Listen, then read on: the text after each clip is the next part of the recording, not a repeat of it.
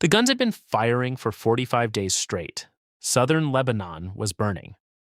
The skyline above Beirut's southern suburbs carried the black columns of smoke that had become a permanent feature of daily life since the 2nd of March, 2026, when Hezbollah launched missiles into Israel in what the group described as solidarity with Iran amid the expanding war.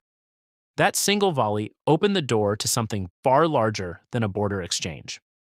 Israel responded with a ground offensive that did not stop, and by the time Thursday, April the 16th arrived, the death toll across Lebanon had surpassed 2,000, and over 1 million Lebanese civilians had been driven from their homes. The war killed more than 2,000 militants and civilians in Lebanon and displaced over 1 million people, representing 20% of the country's entire population, creating a humanitarian crisis that stretched the country's already fragile infrastructure to its absolute limit. The roads leading north from the south were clogged with families carrying what they could. Collective shelters were overwhelmed. Lebanese disaster management authorities reported 538 active collective shelters, housing approximately 119,700 internally displaced persons, while 667,831 individuals had self-registered as displaced. On the first day of the war, the 2nd of March, Lebanon's health ministry reported that at least 31 people had been killed and 149 injured in the initial Israeli strikes, including 20 killed and 91 wounded in Beirut's southern suburbs and 11 killed and 58 wounded in southern Lebanon. That was the opening act.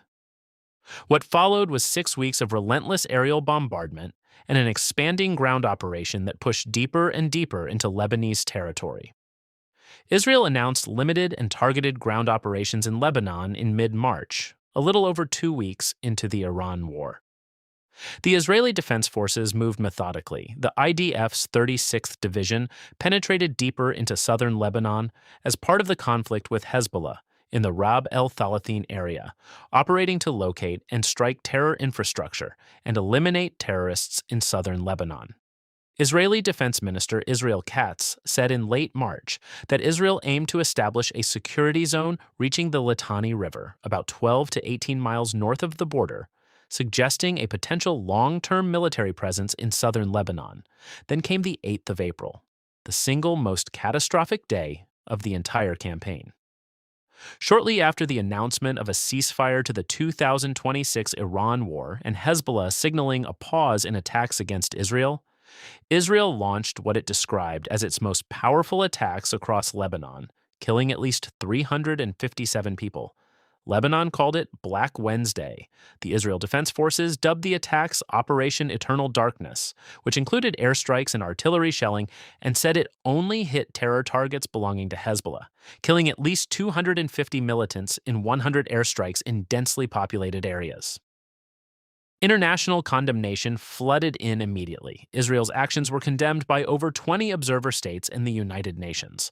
By the time Washington began pushing hard for a diplomatic resolution, the pressure from all sides had become impossible to ignore. Iran was insisting that the strikes on Lebanon had to stop as part of any broader peace arrangement with the United States. The two tracks, the Iran nuclear negotiations and the Lebanon ground war, were officially separate, but operationally, they were pulling on the same rope. Iran claimed the ongoing Israeli attacks in Lebanon constituted a violation of the truce it had agreed with the United States, while the United States and Israel denied that the Iran ceasefire applied to Israel's offensive against Iran-backed Hezbollah. The diplomacy moved fast in the days before the ceasefire announcement. The ceasefire followed an intense week of diplomacy. On Tuesday, Lebanese and Israeli envoys met in Washington in their country's first direct diplomatic contact in decades. The talks were hosted by Secretary of State Marco Rubio.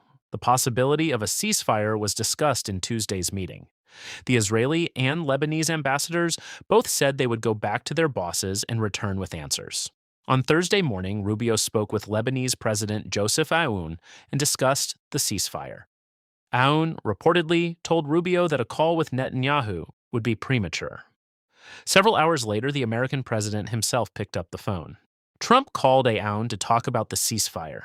The calls were the first time Trump and Rubio had spoken with the Lebanese president since he took office. What followed those calls was a social media post that stopped a war, at least for 10 days. Trump wrote on Truth Social, "These two leaders have agreed that in order to achieve peace between their countries, they will formally begin a 10-day ceasefire at 5 p.m. Eastern Standard Time." The truce was set to take effect at 5 in the afternoon United States East Coast time, which translated to midnight in Beirut. Inside Israel's government, the announcement landed like a grenade thrown into the room.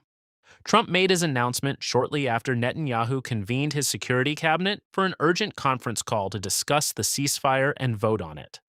The ministers, who must approve any such decision, heard about Trump's announcement several minutes into the call, before any serious discussion had started. Netanyahu refused to call a security cabinet vote on the truce, likely fearing repudiation by his far-right coalition partners. Cabinet members were reported to be livid, having only been informed of the ceasefire after Trump made the announcement. One senior Israeli official summed up what had just happened in 4 words. "Trump pushed this ceasefire through," the official said. Benjamin Netanyahu, cornered politically but unable to defy Washington outright, confirmed the deal in a video statement, but made clear that the ceasefire came with conditions of his own. Netanyahu confirmed he had agreed to a temporary ceasefire, but said that Israel had not agreed to withdraw from southern Lebanon, a key demand of Hezbollah, adding that the group must be dismantled. "We are remaining in Lebanon in an expanded security zone," he said, adding that this was necessary due to the danger of an invasion and to prevent fire into Israel. On the Lebanese side, the ceasefire was received as a critical victory, even if incomplete. Lebanese Prime Minister Nawaf Salam welcomed the announcement, describing the ceasefire as a central Lebanese demand pursued since the first day of the war and the primary goal of Tuesday's meeting between Lebanese and Israeli officials in Washington. Lebanese Parliament Speaker Nabi Berri, who has long served as the political interlocutor for Hezbollah, issued a statement urging caution. Berri said, "We urge everyone to exercise patience and delay their return to their towns and villages until the situation and unfolding events become clear, in accordance with the ceasefire agreement." Whether Hezbollah itself would comply remained the central question, hanging over every corridor in Beirut and every military command post in Tel Aviv. The militant group was not a party to the Lebanon-Israel talks in Washington. Hezbollah leader Naim Qassem had reportedly vowed to continue fighting Israel until the last breath, according to a statement read out on the militant group's Al-Manar television on April the 10th. 6 days later, a ceasefire had been declared over Hezbollah's head by the governments of 2 nations and brokered by the most powerful country on earth. Trump did not stop at announcing the truce. He signaled that he intended to turn a 10-day pause into a permanent settlement. The ceasefire could be extended by mutual consent. Trump posted again on Truth Social, saying he would invite Netanyahu and Aoun to the White House for the first meaningful talks between Israel and Lebanon since 1983, adding, "Both sides want to see peace, and I believe that will happen quickly." He directed his senior national security team to ensure the truce held and evolved into something lasting. Trump directed Vice President JD Vance and Secretary of State Marco Rubio, together with the chairman of the Joint Chiefs of Staff Dan Caine, to work with Israel and Lebanon to achieve a lasting peace. The southern suburbs of Beirut were quiet for the first time in 45 days. The smoke for one evening did not rise. Whether the silence would hold was a question that no announcement from Washington, no matter how forcefully worded, could fully answer. The ground was still occupied. It remained uncertain when or if those displaced from their homes in southern Lebanon by Israel's invasion would be allowed to return. Hezbollah had made no public commitment. The Lebanese state was negotiating the disarmament of a militia that had spent decades operating as a state within a state. Although the Lebanese government had endorsed an implementation plan in 2025 to bring all weapons under state control, it had yet to set a timeline, and Hezbollah retained robust military capabilities.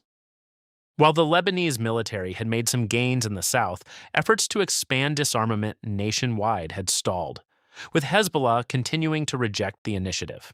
What April the 16th, 2026 represented was not the end of a conflict.